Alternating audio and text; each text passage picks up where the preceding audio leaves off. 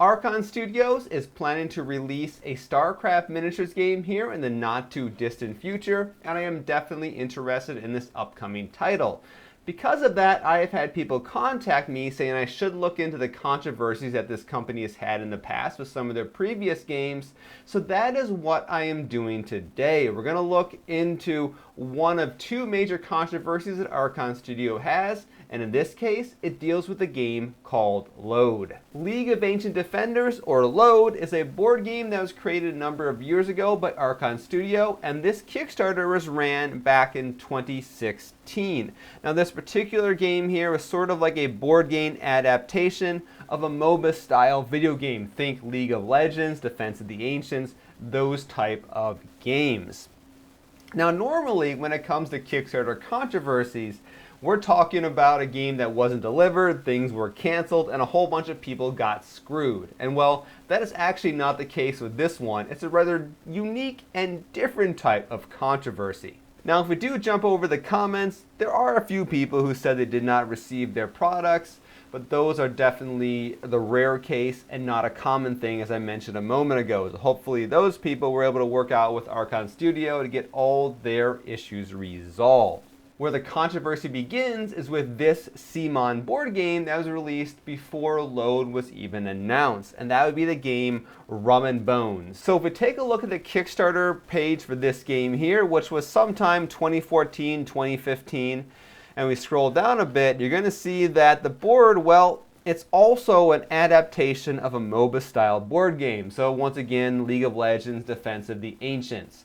Now both games have basic troops that march forward, players have a team of heroes they control, there are turrets that defend things, and there are objectives like towers and other major points that need to be destroyed. So there are definitely a lot of similarities between these two games on the surface, but those similarities are not exactly the controversy because, like I said, both these games kind of derive their ideas from the same source material, which is MOBA style video games. Where the controversy really comes in is where you get into very specific accusations about the initial rule book for the game of L.O.A.D. We have a thread over here in Board Game Geek which talks about some of the very specific similarities between the initial rulebook of L.O.A.D and the rulebook of Rum and Bones. Now I want to make one important disclaimer, which is that the original rulebook for L.O.A.D is no longer available online, so I can't actually corroborate what we see here in this particular thread. However, based on how Archon Studios reacts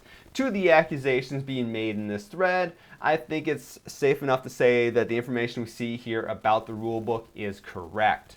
And what you see here in this thread are examples of where the text between Rum and Bones and the initial L.O.A.D rulebook are nearly identical, and oftentimes all that's being changed are some of the names of the items being placed here and there because the terminology between the two games is different, but the basic sentence structure is often very similar. We see they both start the game rules off with populate game board. Each player places a number of items on each spawn point in their base.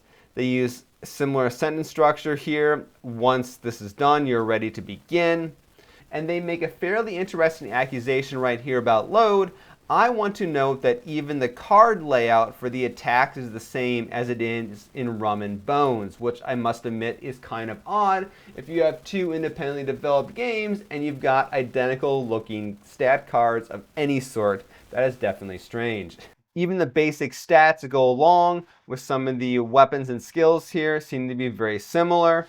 And this whole thing goes on and on and on, where this person is calling out a number of very, very similar lines between the Rum and Bones rulebook by CMON and the L.O.A.D rulebook that was initially released as part of the Kickstarter by Archon Studios. And it is not just a small number of very similar things. Like I said, I can just keep going on and on for a little bit here. And the general conclusion that people are making in this thread is that there is definitely some sort of plagiarism going on the part of Archon Studios when it came to writing the rules. They almost certainly referenced, if not copied, chunks of the Rum and Bones rule books. When this is all called out, how did Archon Studios actually respond to these discoveries? To answer this question, we're going to have to go ahead and dive into the updates on the Kickstarter for L.O.A.D, and the very last one was 92, but the interesting one we want to dive into is way back on update number 9, which, given that you can only load 10 updates at a time, then you gotta scroll to the bottom, is a little bit annoying when it comes to how Kickstarter works. Here we are at update number 9, and there's some stuff at the top here about who exactly Archon Studios is in relation to a company called Protos Games. That's going to play a lot more of an important role when we get to the other controversy, which I'm going to cover in another video. So not going to worry a whole lot about that just quite yet. What we really want to look at is down here near the bottom, these two lines right here.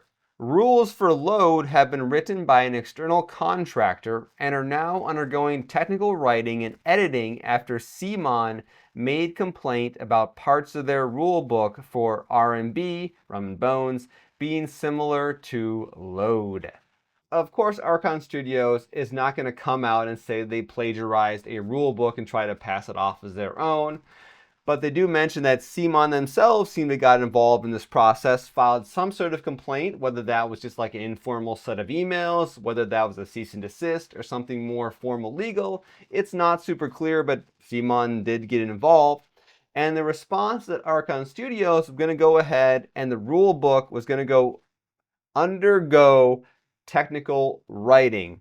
And all the blame for this was placed on an external contractor. Now in a moment here, I'll talk about what I think probably happened with this situation. But at the end of the day, when the game was finally released, the rules were definitely changed a fair amount. You can go ahead and watch some reviews of this game. They're on YouTube today. And there's also how to play videos produced by Archon as well as other people. And you can see that even though the game remained a MOBA style board game, it was definitely no longer a copy of Rum and Bones. Before I get to my opinion about what probably happened here, I want to remind you guys that I'm going to be launching my crowdfunding campaign here very soon for my next set of 3D printable Fractured Colony miniatures.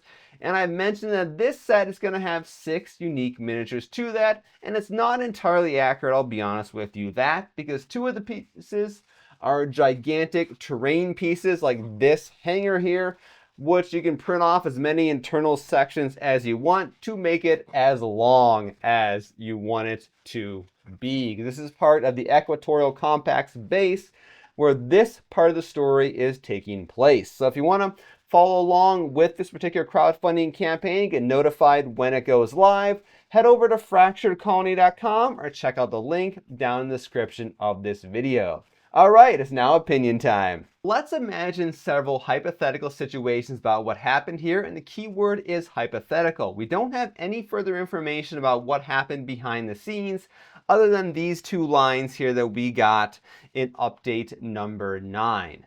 So hypothetical situation number 1 is that Archon Studios was going to try to intentionally copy and plagiarize, not just base it on, completely plagiarize Rum and Bones, change some terminology as it applies to their game versus the CMON game, and pass it off as their own. I would definitely consider this to be a very, very, very bold strategy that is in no way ever going to pay off for them. Especially considering at the time, CMON is pretty much the most popular Kickstarter board game company in the world, and trying to copy one of their things, it's not going to go very well. And in fact, I think that Archon Studios was called out for this maybe in like a day or 2 of the rulebook being released, and things just got even messier from there. Now, rules do take a fair amount of time to develop, especially when you factor in play testing.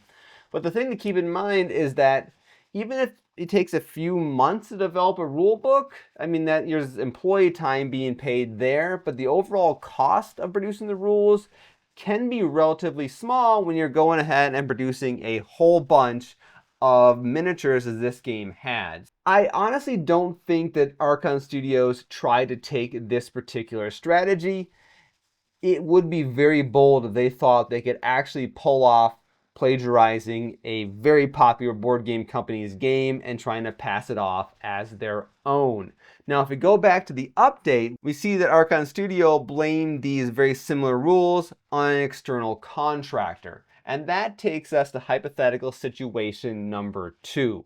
For this hypothetical situation, Archon Studios probably hired a fairly low budget external contractor to write the rules. Now, this is actually a very common thing across many industries, and even in the tabletop game industry, hiring an external contractor to write your rules is fairly common, and this is something that's done for two distinctly different reasons. One, employees, well, they cost money, and keeping them on the payroll cost money. And it's kind of weird to think about that, but if you've got an employee who's dedicated just to writing rules, once their game is done, unless you plan to have them constantly be writing additional rules, what purpose do they really serve for your company? Therefore, it does make financial sense to hire an external contractor for a few months to write yourself up a set of rules, and then once it's all written, well, the business is done, that transaction is completed, and an external contractor can go on their way, and your company's got the end product that they want.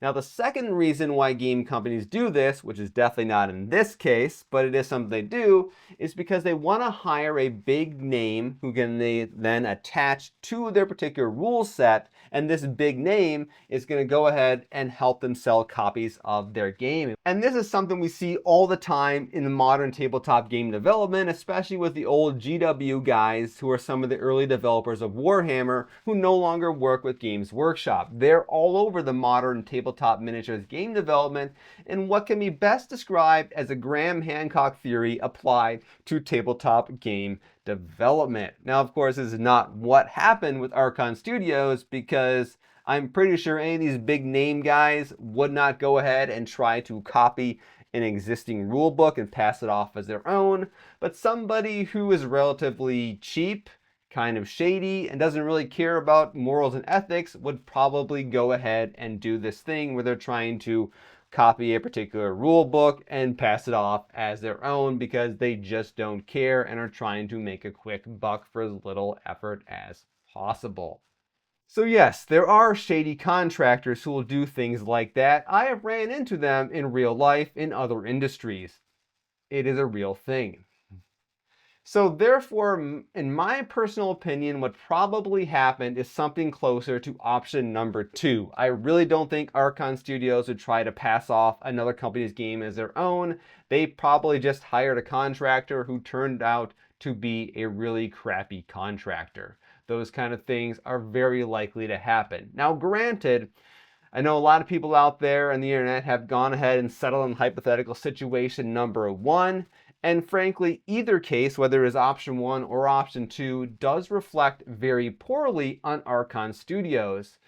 Hopefully they have learned their lesson in this case, and when it comes to StarCraft, we're going to get something that is new, unique, different, and pretty darn awesome to play. So hopefully they're not going to do something like this again in the future. Now, to finish things up, there is one more big controversy, probably even bigger than what I've talked about here today with L.O.A.D when it comes to Archon Studios and that Protoss Studios that I mentioned just briefly when talking about this update over here. And we're going to get to that in a future video because it is a much larger story. And given the fact that the Kickstarter for that particular one has been taken offline for copyright infringement reasons or something like that, it's a lot harder to collect information from primary sources as to what happened, but I'll go ahead and try to dig that information up as best as I can. Anyway, thank you guys all for watching. I'm Jason, the creator of the Tabletop Battlefield. Let me know if you like some of these old historical tabletop game documentary things.